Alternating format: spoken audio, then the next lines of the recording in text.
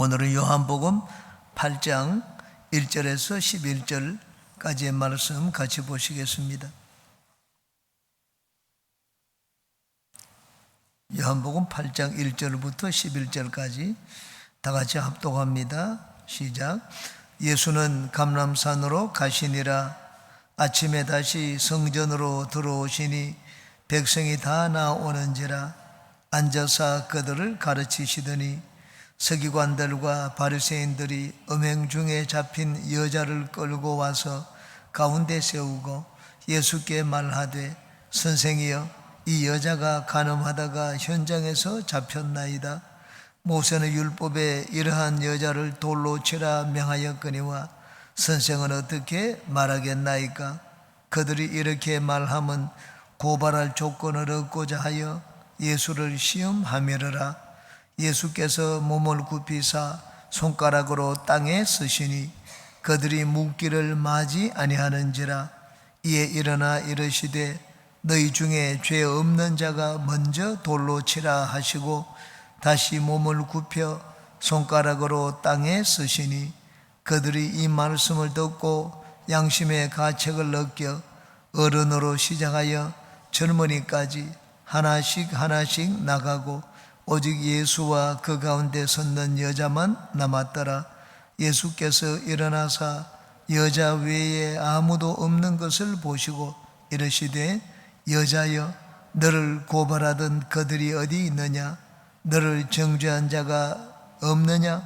대답하되, 주여, 없나이다. 예수께서 이르시되, 나도 너를 정죄하지 아니하노니 가서 다시는 죄를 범하지 말라 하시니라. 아멘. 오늘은 용서의 실천이라는 제목으로 말씀의 은혜를 같이 나누겠습니다. 유대인 당국자들이 아랫사람을 보내었습니다. 이 성전 지키는 자들을 보내어서 예수님을 잡아오라고 했습니다. 그런데 이들이 예수님을 잡아오지 않았습니다. 공회를 소집해서 예수님을 재판하기 위해서 기다리고 있었습니다. 예수님을 잡아오지 않자 이들은 계획의 수포로 돌아갔습니다. 그러나 이들이 계획이 수포로 돌아갔다고 해서 이들의 계획을, 예수님을 잡으려는 이들의 계획을 포기한 것이 아니었습니다. 이 종교 지도자들은 또 다른 음모를 꾸몄습니다. 백성들 앞에서 꼼짝 못하게 만드는 것이었습니다. 지금은 백성들 때문에 예수님을 잡지를 못했습니다. 그런데 백성들도 어찌할 수 없는 그런 계교를 꾸미는 것이었습니다. 그래서 현장에서 간음하던 여인을 데리고 왔습니다. 간음한 여인은 돌로 쳐야 됩니다. 그런데 간부와 음부를 같이 돌로 쳐라. 성경의 레위기에는 그렇게 되어 있습니다. 이들은 간부는 잡아오지 않았습니다. 여인만 잡아왔습니다. 간부가 없었겠습니까? 간부는 있었습니다. 그런데 간부는 데려오면 같이 돌로 쳐야 되기 때문에 보내주었습니다. 몰래 이들이 음모를 꾸몄기 때문입니다. 유대인 당국자들은 정말 기가 막힌 상황을 만들어서 예수님을 잡으려고 했습니다. 그런데 예수님은 이 모든 상황을 피해 가셨습니다. 이제 예수님의 지혜로운 가르침을 한 절씩 보겠습니다. 1절에 예수는 감람산으로 가시니라. 예수님을 잡아서 문책하더니 이 공회가 흩어졌습니다. 공회가 흩어지고 난 다음에 예수님은 감람산으로 가셨습니다. 백성들이 예수님을 지키고 막 예수님을 따랐습니다. 그 중에 어떤 사람들은 예수님 우리 집에 와서 묵으세요. 묵으실 것을 마련했습니다. 마련해 놓았으니까 제자들과 함께 오십시오. 그렇게 말을 하는 자들도 있었을 것입니다. 그런데 예수님은 낮에는 성전에서 가르치고 밤에는 감람산으로 가셨습니다. 그들에게 예수님의 몸을 의탁하지 않았습니다. 왜냐하면 예수님께서 사람들의 마음을 아셨고 또 그 배후에는 유대인 당국자들이 호시탐탐 자기들의 예수님의 목숨을 노리고 있다는 것을 예수님을 잘 알고 계셨기 때문입니다. 감람산은 이 예루살렘 성전의 동쪽에 있는 그 골짜기를 지나서 있습니다. 골짜기를 지나서 거기 감람산에 있고 아주 기도하기 좋은 곳입니다. 그래서 예수님은 예루살렘에 오실 때 습관적으로 감람산으로 가셔서 기도하셨습니다. 2절 말씀, 아침에 다시 성전으로 들어오시니 백성이 다 나오는지라. 앉아서 그들을 가르치시더니 어저께 그런 일이 있었다고 해서 예수님이 겁을 먹고 도망가시지 않았습니다. 예수님이 이 땅에 오셨을 때 당신이 오신 그 목적을 다 이루시는 삶을 사셨습니다. 그것은 하나님의 백성들을 올바로 가르치는 것이었습니다. 예수님이 아침이 되니 다시 성전으로 들어오셨습니다. 예수님은 참으로 부지런하셨습니다. 예수님은 부지런한 것이 아닙니다. 백성이 다 나오는지라고 했습니다. 예수님이 성전에 들어오시자 이들은 기다렸다는 듯이 예수님 계신 곳으로 모여들었습니다. 그 유대인 당국자들이 이 광경을 보고 예수님을 그냥 둘 수가 없었을 것입니다. 이전에는 자기들의 말을 들었는데 자기들의 가르침과는 탁월한 가르침을 예수님이 하시니까 시기 질투를 하고 예수님을 없애지 않으면 자기들의 기득권이 다 상실된다, 그렇게 생각을 했습니다. 백성이 다 예수님께 나왔습니다. 앉아서 그들을 가르치시더니 예수님의 주된 사역은 가르치시는 사역이었습니다. 성경에 예수님에 대한 호칭이 나옵니다. 다윗의 자손 이렇게 부른 자도 있고 그리스도라고 베드로는 또 그렇게 고백을 하기도 했습니다.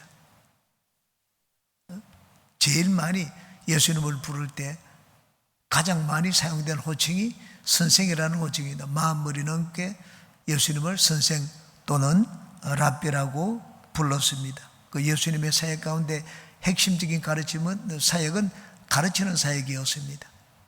병을 고치고 귀신을 쫓아내는 사역. 이 당시에 이 많은 유대인 이 사역자들 가운데 병 고치는 사역자들이 있었습니다. 미러클 퍼포머라고 해서 이적 행사자들이 있었습니다. 예수님도 이적을 행사하고 유대인들도 이적을 행사했습니다.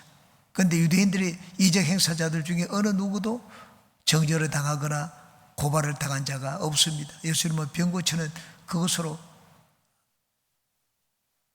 이 십자가형을 당한 것이 아니었습니다. 예수님의 죄명은 거짓 선생이었습니다. 백성들을 미혹하게 했다, 잘못 가르쳤다. 그래서 그들의 삶을 하나님으로부터 멀어지게 만들었다. 이 거짓 선생이라는 죄목으로 예수님이 재판을 받고 십자가에 달리게 되었습니다. 그러므로 예수님이 그만큼 가르침을 중요하게 여겼습니다. 병 고침 받는 것, 문제 해결 받는 것, 그것도 중요하죠. 그보다 더 중요한 것은 올바로 배우는 것입니다. 예수님은 가르침을 중요하게 여기고 또 그것 때문에 예수님이 고발을 당하고 십자가에 못 박혀 돌아가시게 되었습니다. 그러므로 우리도 하나님 말씀을 배우는 것, 배우는 그런 마음을 항상 가져야 됩니다. 여기 백성들이 다 예수님께 나왔다, 그렇게 말씀을 했습니다. 여러분 항상 배우고 듣고 새로운 것을 깨닫기를 사모하는 그런 마음들을 가지시기 바랍니다. 3절에 서기관들과 바리새인들이 음행 중에 잡힌 여자를 끌고 와서 가운데 세우고, 이 서기관과 바리새인들은 예수님을 잡을 음모를 꾸몄습니다. 음행하다가 붙잡힌 여인을 데리고 왔을 때 예수님이 이들을 집행할 권한이 있습니까? 이 유대인의 율법을 어겼을 때 그 율법을 집행하는 자는 대제사장입니다. 그 대제사장, 이들이 형을 집행할 권한이 있습니다. 종교적인 법에 관해서는 그들이 재판을 집행할 권한이 있습니다. 그런데 이들이 예수님께 나왔습니다. 예수님을 존경했기 때문에, 예수님의 권위를 인정했기 때문입니까? 그렇지 않습니다. 예수님을 꼬투리 잡고 예수님을 책잡기 위해서, 예수님을 올가미에 걸기 위해서 예수님 앞에 이 음부를 데리고 나왔습니다. 성경 레위기 20장 10절에 이렇게 되어 있습니다. 누구든지 남의 아내와 간음하는 자, 곧 그의 이웃의 아내와 간음하는 자는 그 간부와 음부를 반드시 죽일지니라, 그렇게 했습니다. 여러분, 현장에서 잡았으면 남자를 얻겠습니까? 남자는 보내주었습니다. 왜 보내주었습니까? 남자와 몰래 이 음모를 꾸몄기 때문입니다. 그러므로 여인은 그런 것도 모르고 당했습니다. 남자는 돈을 받고 어디든가 이제 달아났습니다. 예수님이 이들이 여인을 데리고 왔을 때 이들의 이 음모를 환하게 알고 계셨습니다. 이들은 예수님 앞에 법을 집행한다고 얼마나 이 올바른 일입니까? 사회에 법을 세우기 위해 가지고 성경에 있는 율법을 가르침을 집행하고 실천하기 위해서 예인을 잡아가지고 왔습니다. 그런데 겉으로는 그렇게 보일지 몰라도 속은 그렇지 않았습니다. 속마음은, 겉으로 하는 행동은 전부 다 이 그럴듯하게 꾸미는 행동입니다. 속마음은 예수님을 없애고자 하는 그런 악한 마음을 가지고 있었습니다. 우리가 겉으로 어떤 행동을 하더라도 예수는 우리의 속을 보신다, 내 마음을 들여다 보시는 분이다 하는 거 우리가 잊지 말아야 됩니다. 우리는 겉으로는 내 행동을 합리화시키고 미화시키고 막 변명을 하고 합리화를 하고 좋은 말로서 막 나를 그냥 내 행동을 아름답게 이렇게 묘사할 수가 있습니다. 그런데 예수님은 그 겉으로 하는 말이나 그런 행동을 보지 않습니다. 속에 있는 내 마음을 보십니다. 예수님은 이들의 업무를 환하게 아셨습니다. 4절에 예수께 말하되 선생이여, 이 여자가 가늠하다가 현장에서 잡혔나이다. 가늠하다가 현장에서 잡혔다, 우연히 막 발견한 것처럼 그렇게 얘기를 했습니다. 그런데 이들은 우연히 이 가늠하던 예인을 잡은 것이 아니라 기다리고 있다, 음모를 꾸몄습니다. 기다리고 있다가 잡은 것도 아닙니다. 음모를 꾸며가지고 예인을 잡아가지고 왔습니다. 남자는 보내었습니다. 왜? 이들이 음모를 꾸몄기 때문입니다. 5절에 모세는 율법에 이러한 여자를 돌로 치라 명하였거니와 선생은 어떻게 말하겠나이까. 이 바리새인들도 예수님을 선생이라고 했습니다. 왜? 모든 백성들이 예수님을 선생으로 여겼기 때문입니다. 그래서 예수님께 나아가서 예수님의 가르침을 듣기를 이들은 좋아했습니다. 모세 율법을 들고 나왔습니다. 율법에 가늠하다 붙잡힌 여인은 돌로 치라고 했는데 당신은 어떻게 말을 하겠느냐. 이들이 예수님 앞에 나와서 질문을 한 것은 몰라서 물은 것이 아닙니다. 이들은 너무나 잘 알고 있었습니다. 돌로 치면 됩니다. 그런데 예수님을 궁지로 몰기 위해서 여인을 데리고 나왔습니다. 이런 여인을 돌로 치라, 성경에 있는 대로 돌로 치라고 하면 예수님은 지금까지 사랑을 가르쳤습니다. 사랑을 가르쳤는데 예수님의 사랑이 무색해지게 됩니다. 지금까지 가르쳤던 것이 위선적인 가르침이 되고 맙니다. 돌로 치지 말라고 하면 어떻게 합니까? 용서해 주라고 하면은 백성들이 가만히 있지 않을 것입니다. 이들은 모세 율법을 최고로 여기는데 율법의 가르침대로 예수님이 가르치지 않았기 때문에 예수님은 거짓 교사다, 율법대로 가르치지 않는다, 율법을 거슬러 말하는 자다, 이렇게 해서 이제는 예수님을 돌로 치기 위해서 돌멩이를 다 가지고 왔습니다. 이 사람들은 사실 여인을 돌로 치기 위해서 돌멩이를 가지고 온 것이 아닙니다. 예수님을 치기 위해서 돌멩이를 가지고 왔습니다. 이들은 이 정도 같으면 예수님을 꼼짝 못하게 만들었다고 생각을 했습니다. 그런데 우리는 하나님을 잊지 말아야 됩니다. 우리가 어떤 궁지에 몰려도 하나님께는 피할 길이 있다고 말씀을 하셨습니다. 예수님을 꼼짝 못하게 가두었다고 해서 피할 길이 없는 것이 아닙니다. 하나님께는 언제든지 피할 길이 있습니다. 이들이 하나님의 지혜를 잘 몰랐습니다. 인간의 지혜가 탁월하다고 생각을 했는데 그 인간의 지혜를 사실 무색하게 만드는 것이 하나님의 지혜입니다. 예수님께서는 이 하나님의 지혜로 성령의 또 도우심으로 이 위기를 잘 빠져나가셨습니다. 6절 말씀, 그들이 이렇게 말함은 고발을 조건을 얻고자 하여 예수를 시험함이러라. 예수께서 몸을 굽히사 손가락으로 땅에 서시니, 이들이 예인을 현장에서 붙잡힌 예인을 데려온 것은 예수님을 고발하기 위해서였습니다. 이렇게 하면 법 어긴다. 또 그 뒤에는 누가 있습니까? 로마가 있습니다. 유대인들이 예수님을 잡아가지고 재판해 달라고 할 때 그 로마 본디오 빌라도가 유대인들에게 얘기를 했습니다. 너희들에게도 법이 있지 않느냐? 너희들의 법대로 너희가 재판하라. 우리에게는 사람을 죽일 권한이 없나이다. 사형시키는 그런 권한이 없다고 했습니다. 보통 문제 같으면 모르지만은. 그런데 유대인들이 상식계는 권한이 없나고 했는데 예수님이 그를 돌로 쳐라 죽이라고 하면 어떻게 되겠습니까?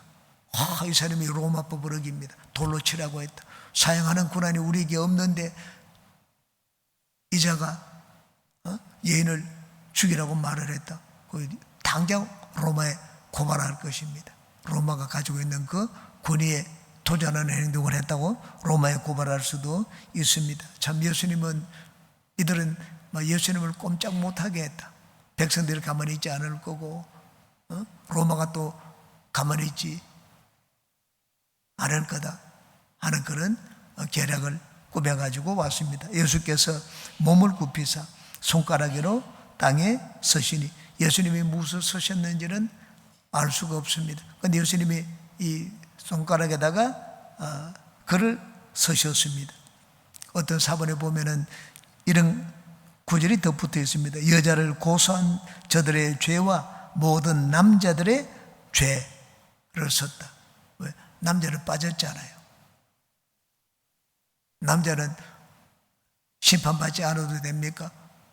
남자들의 죄 사본에는 그것이 들어있는데 무엇을 쓰셨는지는 우리는 알 수가 없습니다. 그런데 예수님이 쓰신 글귀는 그걸 보는 자들마다 가슴이 습득했을 것입니다. 내가 오늘 아침에 지은 죄를 그 속에 다 들어있습니다. 여러분 그 어떤 책에는 보면은 십계명을 쓰셨다 그렇게 되어 있기도 합니다. 십계명은 나하고 상관이 없는 계명이잖아요. 예수님이 무엇을 쓰셨는지 계속 쓰셨습니다. 예수님이 계속 썼는데 이들이 물었습니다. 당신은 어떻게 말하겠습니까? 킹 제임스 그 험정역 영어 성경에 보면은 예수님이 못 들은 것처럼 계속 쓰셨다 이렇게 되어 있습니다. 그래서 어떻게 했습니까? 이들이 계속 다그쳤습니다. 큰 소리로 그냥 한 번 물어서 안 되니까는 더 큰 소리로 예수님은 못 들은 척 계속 쓰셨습니다. 그걸 예수님이 쓰시는 것을 보는 자들마다 막 가슴이 섬뜩했을 것입니다. 내가 오늘 지은 죄를 예수님이 어떻게 알고 계셔서 땅바닥에 쓰고 계신가? 어떻게 지은 죄가 있습니다.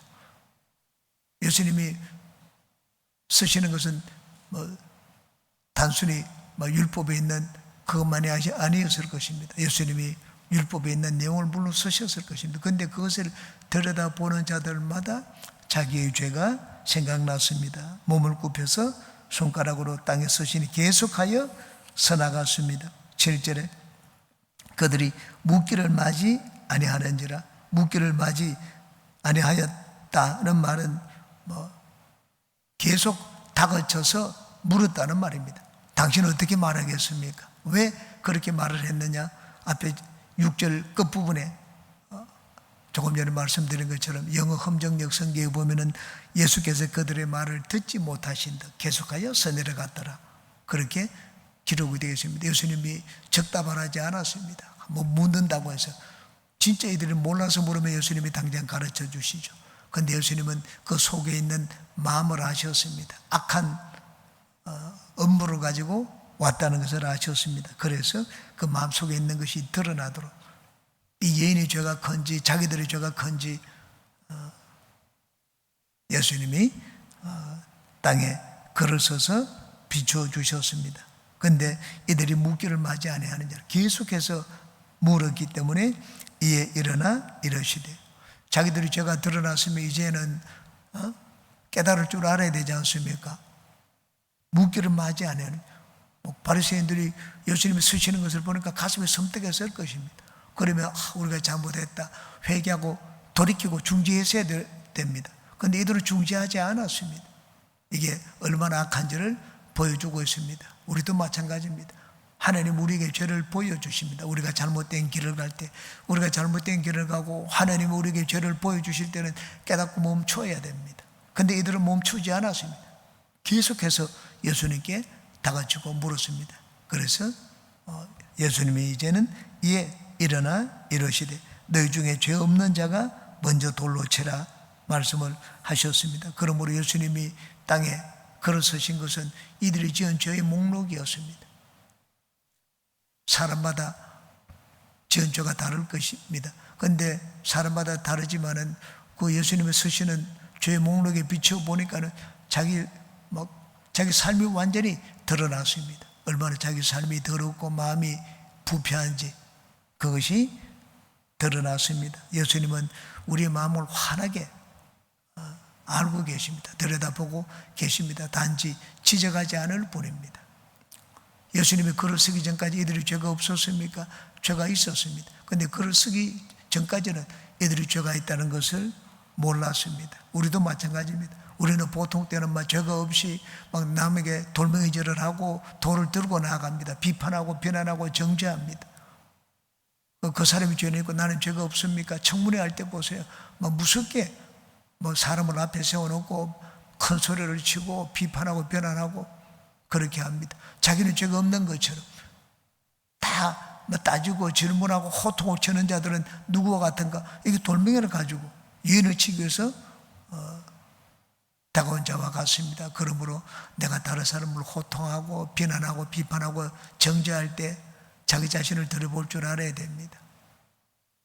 자기가 자기 죄를 누구보다 잘 압니다. 그런데 그냥 보려고 하지 않습니다. 눈 감아줍니다. 예수님이 말씀을 하셨습니다. 내 눈에 있는 들뿐 보지 못하고 다른 사람의 눈에 있는 티끌을 빼려고 한다. 그렇게 말씀을 하셨습니다. 자기는 다른 사람의 눈에 티끌을 보는 자는 사실 자기는 더 큰 죄를 가지고 있다는 말씀을 하셨습니다. 그러므로 여기 있는 이들에게 보여준 것처럼 예수님이 이들에게 보여주었습니다. 비난하고 비판하고 정죄하는 자들에게 그들은 죄가 없는 줄 아느냐? 너희들은 죄에서 자유로우냐? 그 말씀을 하시는 듯 땅에 글을 쓰셨습니다. 그러므로 비난하고 비판할 때 항상 우리는 먼저 내 속을 들여다보고 내 자신을 볼 줄 아는 그런 우리가 되시기 바랍니다. 8절에 다시 몸을 굽혀 손가락으로 땅에 쓰시니 죄 없는 자가 먼저 돌로 치라고 했는데 계속 죄를 써내려 가셨습니다. 예수님이 쓰시는 게 궁금하기도 했을 것입니다. 궁금해서 예수님이 쓰시는 것을 보는 자들마다 다 마음에 찔렸습니다. 9절 그들이 이 말씀을 듣고 양심의 가책을 느껴 어른으로 시작하여 젊은이까지 하나씩 하나씩 나가고 오직 예수와 그 가운데 섰는 여자만 남았더라. 예수님이 말씀을 듣고 양심의 가책을 느꼈습니다. 죄 없는 자가 먼저 돌로 치라.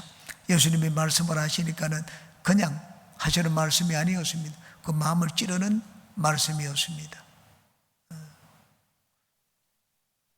아주 간단하게 하시는 한마디 말씀이지만 거기 성령의 역사해 보세요.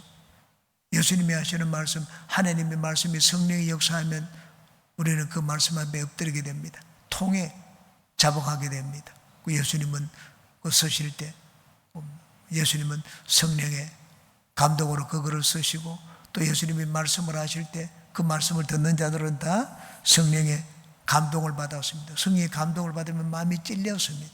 하나님이 택한 자들을 변화시킬 때 성령의 감동을 주십니다. 베드로의 설교를 들을 때 거기 3,000명의 무리들이 모였습니다. 베드로의 설교를 듣고 난 다음에 다 마음이 찔렸습니다.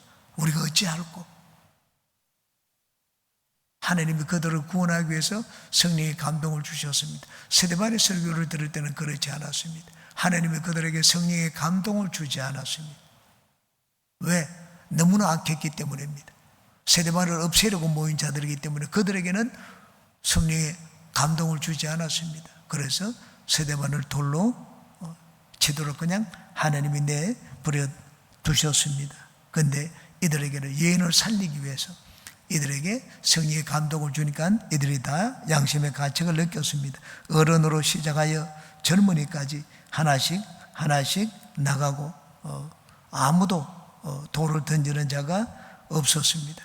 다 돌멩이를 내려놓고 왔던 길로 돌아갔습니다. 오직 예수와 그 가운데 섰는 여자만 남았더라. 정죄하는 자는 다 떠났습니다. 왜? 자기가 더 큰 죄를 느꼈기 때문입니다. 우리는 죄가 있지만은 마치 자기는 죄가 없는 것처럼 상대방을 꾸짖고 나무라고 비난합니다. 법을 집행한다고 해서 법을 집행하면 자기는 죄가 없었기 때문에 법의 집행 대상에 들지 않습니까? 결코 그렇지 않습니다. 제가 한 번은 저희 아이들이 어릴 때입니다. 저희 아들이 초등학교 다닐 때 가정에서 예배를 드렸던 적이 있습니다. 첫째 애는 좀 말귀를 알아듣지만 둘째 애는 말귀를 알아듣는지 못 알아듣는지 아버지에게 반항을 하는 것인지 저한테 이렇게 말한 적이 있습니다. 수철아, 아빠가 죄를 많이 짓겠니? 네가 죄를 많이 짓겠니? 그렇기 때문에 자기가 더 죄가 많다고 그러더라고요. 그래서 제가 설명을 해 주었습니다. 바깥은 더럽지 않니? 바깥이 막 바람이 불고 먼지가 나는데 거기 오래 서 있는 사람하고 잠깐 서 있는 사람하고 어느 사람이 먼지가 더 많이 묻었겠니? 오래 서 있는 사람이 먼지가 더 많이 묻었다고 그러더라고요. 이 세상은 죄가 많은 곳인데 아빠는 세상에서 오래 살고 너는 이제 세상에 얼마 산 지 안 되기 때문에 누가 더 죄를 많이 지었겠니? 당연히 아빠라고 말할 줄 알았습니다. 근데 아빠가 아니고 자기가 죄를 더 많이 지었다고 그러더라고요. 근데 내가 이유를 물어보았습니다. 이 머리가 돌아가는지 안 돌아가는지, 왜 네가 죄를 많이 지었다고 하느냐? 자기는 아빠를 못 때리지만 아빠는 자기를 때리지 않느냐? 그 얘기를 하더라고요. 때리는 사람이 죄를 적게 지은 사람이 아니냐? 그 말을 하고 저는 깜짝 놀랐습니다. 내가 이게 아빠에 대한 좀 반항심이 있구나 하는 것을 느꼈던 적이 있습니다. 애가 하는 말, 죄가, 어른들은 사실은 나는 어른이도 죄가 있다고 그 말을 하고 싶었는데 때리니까 아빠가 더 죄가 없고 자기가 더 잘못한 것이 아니냐, 그런 얘기를 했습니다. 우리는 사람을 비난하고 비판하면 그 비난 비판 받는 사람은 죄가 많고 그 나무라고 꾸짖는 사람은 죄가 없는 것처럼 그렇게 생각을 합니다. 선생님들은 아이들을 나무라고 벌을 주고 훈계하고 가르칩니다. 선생이 더 죄가 없습니까? 결코 그렇지 않습니다. 여기 정죄하는 자들이 다 왔다가 전부 떠났습니다. 왜? 자기는 죄 없는 줄 비난하고 비판하고 나무라면 죄가 없는 줄로 사람들이 생각을 합니다. 그래서 사람들은 목소리를 크게 합니다. 막 크게 하고 막 꾸짖고 나무라면 자기는 잘못이 없는 것처럼. 그런데 사실은 그렇지 않습니다. 이들은 속에 있는 죄를 감추기 위해서 다른 사람을 비난하고 자기는 죄가 더 크지만 그 죄가 마치 없는 것처럼 보이기 위해서 더 큰 소리를 치고 하는 것을 볼 수가 있습니다. 예수와 그 가운데 섰는 여자만 남게 되었습니다. 10절에 예수께서 일어나사 여자 외에 아무도 없는 것을 보시고 이르시되 여자여 너를 고발하던 그들이 어디 있느냐? 너를 정죄한 자가 없느냐? 여자는 마치 막 다 떠나고 난 다음에 보니까 자기는 이제는 죽었다가 살아난 것 같았습니다. 이 여인도 율법을 압니다. 자기는 이제 돌에 맞아 죽었다고 생각을 했습니다. 그런데 모두가 떠나간 모습을 보았습니다. 마치 죽었다가 살아난 것과 같았습니다. 여자여 너를 고발하던 그들이 어디 있느냐? 너를 정죄한 자가 없느냐? 예수님이 두려워 떨고 있는 여인에게 너를 정죄한 자들이 어디 있느냐? 그렇게 물으셨습니다. 마귀가 우리를 정죄하고 비난하고 우리를 공격할 때 예수님의 모습을 어떠한지 우리에게 보여주고 있습니다. 마귀가 우리를 공격해서 넘어뜨리러 갈 때 예수님은 항상 그 앞에 막아서 우리를 지켜주십니다. 예수님이 잘못하면 자기가 돌을 맞을 수가 있습니다. 예수님은 그 목숨의 위협을 느끼면서까지 이 여인을 지키기 위하여 그 앞에 막아서 주셨습니다. 주님이 우리를 위해서 해주신 일입니다. 예수님은 생명을 내어주시면서까지 우리를 지키고 보호하여 주셨습니다. 예수님이 하시는 일입니다. 마귀는 우리를 결코 그냥 내버려 두지 않습니다. 마귀는 어떻게 하든지 꼬투리를 잡아서 우리를 없애려고 합니다. 욥은 동방의 의인이었습니다. 죄가 있겠습니까? 그런데 사탄이 하나님 앞에 와가지고 그 욥을 참소를 했습니다. 꼬투리를 잡아가지고 저 봐라, 잘 믿는데 하나님이 복을 주니까 잘 믿지. 보통 사람 같으면 잘 믿겠느냐? 복 주던 거 다 거두어봐라. 그렇게 얘기했습니다. 마귀는 어떤 이 꼬투리를 잡아서도 우리를 넘어뜨리려고 합니다. 근데 예수님 우리를 지켜주십니다. 제가 평신도 때 진짜 제가 말로서 부탁을 했는데 하지 말아야 될 부탁을 했습니다. 돈을 좀 빌려달라고 했습니다. 하고 난 다음에 제가 너무 잘못했다는 생각이 들었습니다. 왜 내가 예수 믿는 사람인데 왜 예수 믿는 사람답지 않게 돈을 빌려달라고 했을까? 그때부터 일주일 동안 밥을 먹지를 못했습니다. 제가 그런 모습을 보고는 하루가는 저희 아내가 저한테 얘기를 했습니다. 여보, 내가 꿈을 꿨는데 꿈에 이런 일이 있더라. 그리고 꿈에서 있을 때 일을 저한테 얘기해 주었습니다. 제가 하늘의 법정에 섰는데 제가 완전히 죄인으로 그 앞에 심판을 받는 자리에 섰다고 했습니다. 나를 고소하는 검사는 마귀였습니다. 마귀가 몇 시간 동안 나를 고소를 했습니다. 그 변호사가 예수님이었습니다. 재판자가 하나님이고 예수님이 저를 위해서 변론을 하는데 몇 시간 동안 장장 저를 위해서 변론을 하더라고 했습니다. 나중에 하나님이 재판하는데 땅땅땅 무죄, 임형근 무죄. 하나님이 이런 재판을 내렸다.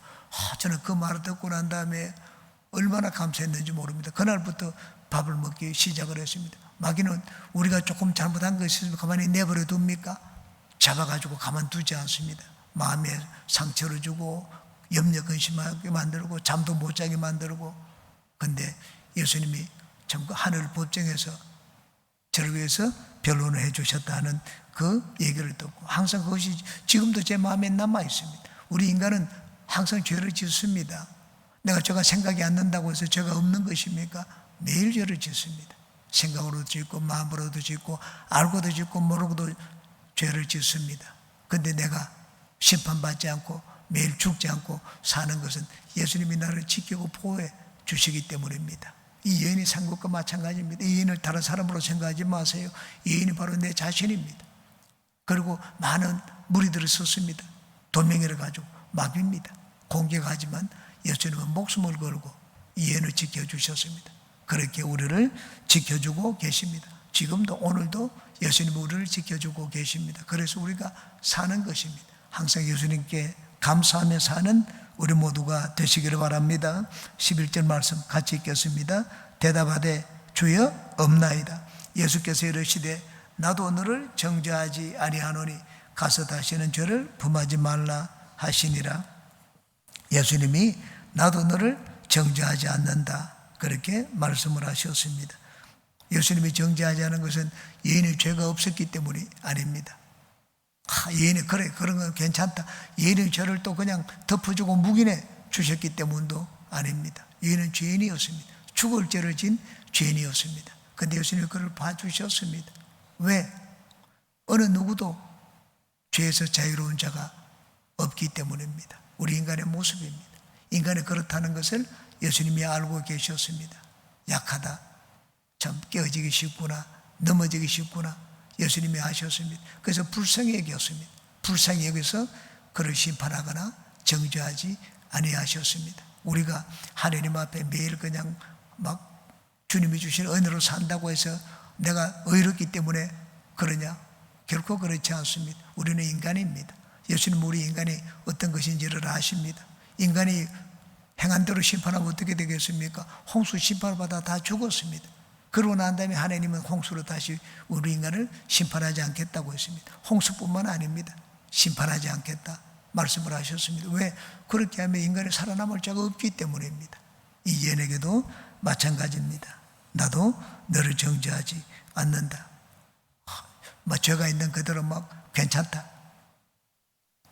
그냥 덮어준 것이 아닙니다. 그냥 그대로 묵인해주고는 그렇게 살아도 좋다. 그 말씀을 하신 것이 아닙니다. 우리 인간은 아시기 때문에 불쌍하게 그냥 봐주신 것입니다. 왜? 또 예수님이 용서를 해주셨는가? 용서만이 우리가 살 길임을 아셨기 때문입니다. 사람을 살리는 길은 용서입니다. 용서를 받으면 사람이 변화가 됩니다. 용서의 힘입니다. 예수님은 이 여인을 비난하고 비판하고 돌멩이를 치면 여인의 죄를 깨닫겠습니까? 결코 비난과 비판을 받아가지고 사람이 바른 사람으로 변화되지를 않습니다. 용서가 사람을 변화시킨다는 것을 예수님이 아셨습니다. 전해오는 얘기하면 전승에 의하면 이 여인의 이름은 수산나입니다. 수산나인데 예루살렘에서 제일 먼 곳으로 갔습니다. 마치 요나가 다시스로 가는 배를 타고 간 것처럼, 다시스는 그 지중해 동쪽 끝에서 예루살렘은 동쪽 끝이고 서쪽 끝에 있는 것이 다시스입니다. 스페인의 땅입니다. 그 다시스로 간 것처럼 제일 지중해 반대편으로 갔습니다. 그곳에 가서 하나님을 잘 믿는 성도가 되었다 하는 그런 전해오는 이야기가 있습니다. 여인이 변화가 되었습니다. 진짜 하나님을 잘 믿는 성도가 되었습니다. 어떻게 그렇게 되었습니까? 예수님의 용서를 체험했기 때문입니다. 우리도 우리 자녀들을 볼 때, 우리 가까운 부부간의 관계도 마찬가지입니다. 그냥 알지만 내가 그냥 다 받아주는 것입니다. 이게 받아주는 것, 용서입니다. 왜 알지만 받아주는가? 그것이 사람을 변화시키는 길이기 때문입니다. 여러분도 가까운 사람에게 너무 잘못을 덜추어내고요, 잘했다 못했다 내가 얘기하지 않으면 그 사람이 모릅니까? 다 압니다. 덜추어내기보다 서로 이해하고 받아주고 용서하는 우리 기독교인들이 되시기를 주의 이름으로 축원합니다. 기도합니다.